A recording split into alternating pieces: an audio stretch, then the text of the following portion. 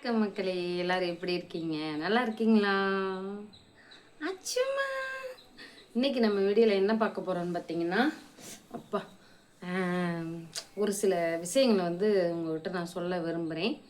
அதுலேயும் முக்கியமானது பார்த்தீங்கன்னா, இப்போ உள்ள யூடியூபர் நிறைய பேர் பார்த்தீங்கன்னா, அவங்க ஏற்கனவே அவங்க தனியாக வேலை பார்த்துக்கிட்டு இருப்பாங்க. அது இல்லாமல் யூடியூப்பும் வச்சுருப்பாங்க. அது இல்லாமல் இப்போ நிறைய அவங்களே இப்போ வந்து மீஷோவில் ஒரு 200 விற்கிறக்கூடிய ஒரு செயினை 599 ஒன்லி அப்படின்னு போட்டு வைக்கிறாங்க. நம்மளை மாதிரி ஒரு ஏழை எளிய மக்கள் ஒரு மீஷோவில் ஒரு நகை வாங்கலான்னு பார்த்தோம்னா அதை வந்து எங்கே போகிற இவங்க வந்து 599 699 ஒன்லி 999 ஒன்லி எப்படிலாம் போட்டு விற்கிறாங்க. வேறு பார்க்கும்போது நமக்கு கொஞ்சம் சங்கட்டமாக இருந்துச்சு. என்ன இது நம்ம மீஷோவில் 200ரூவான்னு பார்த்தோம், இவங்க இம்புட்டு காசு போட்டு விற்கிறாங்களே அப்படின்ட்டு. ஏன்னா சின்ன சின்ன தொழில் பண்ணுறவங்களுக்கு நம்ம உதவி செய்யலாம், தப்பே இல்லை. இப்போ அந்த பொண்ணுலாம் குளியல் பொடி விற்றாங்க, சரி என்னால் முடிஞ்சது அவங்களுக்கு. அதுலேயும் கூட ஒருத்தவங்க கேட்டாங்க, நீங்கள் எவ்வளோ பணம் வாங்கினீங்க அப்படின்னுட்டு. நான் இப்பயும் சொல்கிறேன், அவங்க வந்து இப்போ தான் ஆரம்பிச்சிருக்கிறேன்னாங்க. சரி நம்மளால் முடிஞ்சதை உங்களால் முடிஞ்சதை கொடுங்கன்னு. நிறைய பேர் எவ்வளோ 10,000 20,000 வாங்கியிருப்பீங்களா அப்படின்னு கேட்குற மாதிரி கேட்டாங்க. இல்லைங்க 500 தாங்க வாங்கினேன். அது அவங்களா விருப்பப்பட்டு கொடுத்தது 500. நான் மற்றவங்களாக இருந்தால் ஒரு 1000 மேலே வாங்கலான்னு நினச்சிக்கிட்டு இருந்தேன். ஏன்னா இப்போ தான் நம்மளும் ஆரம்பிச்சிருக்கோம், ஏதோ ஒரு தொழில், அவ்வளோதான். இது நமக்கு ஒரு என்னாச்சு நமக்கு ஒரு உதவியாக இருக்குமே. ஏன்னா இப்போ ஒரு பிள்ளைக்கு ஆஸ்பத்திரிக்கு போனோம்னாலே பார்த்திங்கன்னா இந்த டாக்டர் ஃபீஸு, மருந்து, மாத்திரை, ஆவி, அது இதுன்ட்டு ஒரு 1000 மேலே பில்லு போட்டு கொடுத்துட்றாங்க. 500 இப்போ ஒரு சாதாரண காசான போயிடுச்சு நெசமாகவே. அவங்க வந்து இப்போ தான் ஆரம்பிச்சிருக்காங்க, நம்மளும் முதங்கிறதுனால அவங்க கொடுக்குறத கொடுக்கட்டும்ன்ட்டு நான் சரி நம்ம பரவாயில்ல, பெண் தானே, நம்மளால் முடிஞ்ச ஒரு உதவியாக இருக்கட்டுமே நினச்சேன். அவ்வளோதான், வேறு ஒன்றும் இல்லை. இதே மாதிரி இனிமேலும் ப்ரமோஷன் வந்தால் பண்ணுறேன். நிறைய பேர் எங்கள் வீட்டுக்கார நம்பரை கூப்பிட்டு பேசுனாங்க. சும்மா உங்கள் சேனலில் 2 வருஷமாக பார்க்குறேன், 3 வருஷமாக பார்க்குறேன். நம்ம ஃபேன் எல்லாமே பார்த்திங்கன்னா அம்மாக்கள் தான். நண்டு 1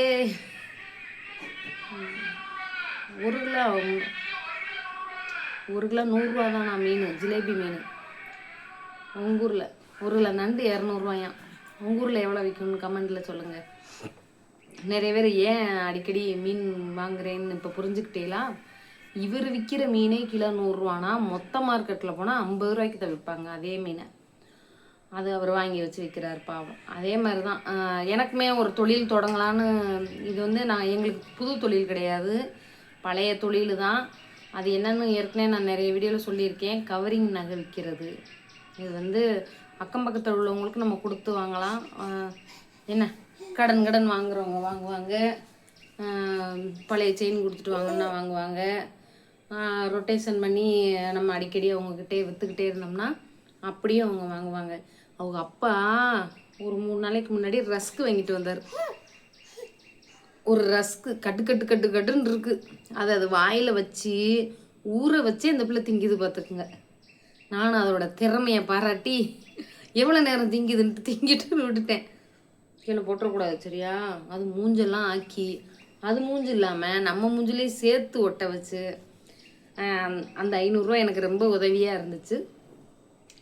பாப்பாவுக்கு வந்து ரப்யூஸுக்கு ட்ரெஸ் இல்லை, பிறந்தப்ப எடுத்த ட்ரெஸ்ஸு தான். அதனால் பார்த்திங்கன்னா அதில் ஒரு 5 ட்ரெஸ்ஸு வந்து 280 போட்டிருந்துச்சு.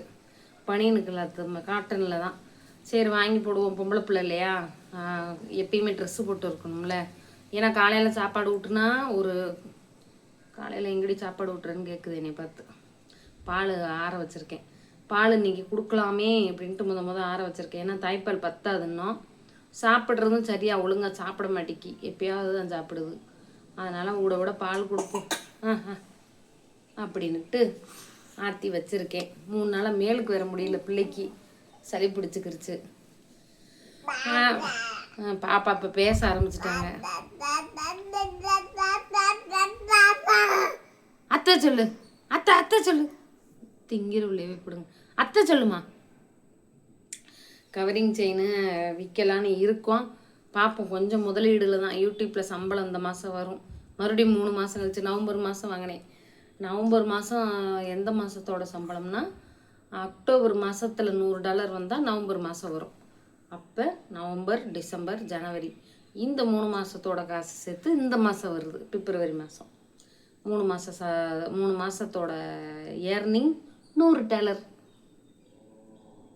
அந்த $100 இந்த மாதம் கடைசியில் கொடுப்பாங்க.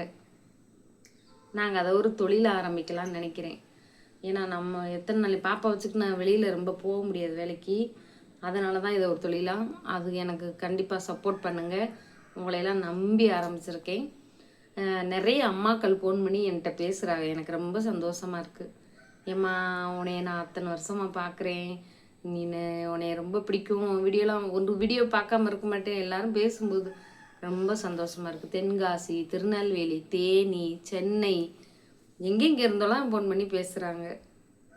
ஆனால் நம்பர் வந்து எங்கள் வீட்டுக்காரர் வீட்டில் இருந்தால் தான் நான் பேச முடியும். மற்றபடி அவங்க வெளியில் போயிட்டாங்கன்னா நைட்டு எப்போ வராரோ அப்போ தான் சொல்லுவார், இந்த மாதிரி ஃபோன் பண்ணாங்க, மெசேஜ் பண்ணாங்க அப்படின்ட்டு.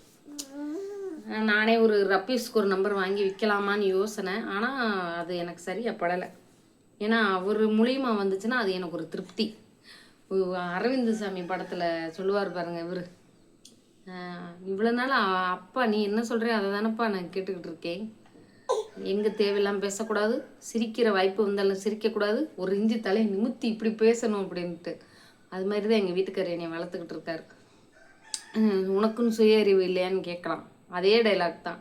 நானாக தப்பு பண்ணி அதை வந்து கஷ்டமாகிறத விட அவர் மூலியமாக நான் ஏதாவது ஒரு விஷயத்தில் ஏதாச்சுன்னா எனக்கு அது ஒரு திருப்தி. வீட்டில் ஒரு பெரிய ஆள் எங்கள் வீட்டுக்காரர் சொல்லாமல் அவர்கிட்ட கேட்காம நான் எதுவுமே செஞ்சதில்லை. அவர் சொல்லி நான் கேட்காம போகிற விஷயங்கள் எனக்கு ஃபெயிலியர் ஆயிடுது. அதனால் அவர் மூலியமாக பிரச்சனையானாலும் பரவாயில்லன்ட்டு தான் எதாக இருந்தாலும் இந்தா சாப்பிடு. இந்த ரஸ்கை ஊற வச்சுட்டாங்க. இன்னும் வந்து கடிச்சு 2 பல்லு இருக்குது முன்னாடி. பல்லக்கட்டு இங்கே பற்றி நாக்கா கட்டாதடி, பல்லக்கட்டுங்குது. 2 பல்லு வந்துருக்கு. என் மேலே ஒரு இழி விட்டுரும். பாப்பாவுக்கு 2 பல்லு வந்துருச்சு. 2 பல்லு. இந்த 2 பல்லை வச்சு என் கையை இப்படி வச்சுக்கிறது ஆமாம், குட்டி பிள்ளை. இந்த பிள்ளை தான் எனக்கு எல்லாமே இங்கே செய்யும். அச்சோ, என் வாயில் வச்சுட்டாலே. உன் வாயில் ஊற வச்சு உன் எச்சியில் வச்சு எல்லாத்தையும் நான் திங்க வேண்டியது இருக்குது. இங்கே பாரு ஆத்தா சொல்லு. ஆத்தா அத்தை அத்தை சொல்லுமா. அத்தை சொல்லு. முழுங்கி தொலைஞ்சிடாத, மாட்டிக்கிறோம். அத்தை சொல்லு. போய் இதை பூரா வாஷ் பண்ணி விடுறேன். ஆமாம், சரி. நல்லபடியாக இந்த வீடியோவை கொண்டு போய் விடுங்க. நல்லபடியாக 2 நாளாக ஏஐ வீடியோ போட்டதுனால நேற்று வீடியோ போகலை. ஏஐ வீடியோ போட்டுட்டு நார்மல் வீடியோ போட்டோம்னா போகாது. அதனால தான் ஏஐக்கு பதிலாக ஒரு 3-4 வீடியோ கூட போட்டு விட்டோம்னா தான் இன்னும் ஒரு 2 நாள் ஆகும் பழைய நிலைமைக்கு திரும்ப. அது வரைக்கும் ஸ்லோவாக தான் போகும். என் மேலே தானே தப்பு. எங்கே பார்க்குற? அங்கே வெளியில் ஏதோ தெரியுதான். என்னடிமா தெரியுது? கோழி கத்துதா? என்ன தெரியுது? என்ன தெரிகிறது? பாய் சொல்லிடு. பாய் சொல்லு. பாய். அந்த பிள்ளை சொல்லணும்னா நாளைக்கு தான் சொல்லும். பாய். லைக் பண்ணுங்கள், சப்ஸ்கிரைப் பண்ணுங்கள், ஹைப் பண்ணுங்கள்.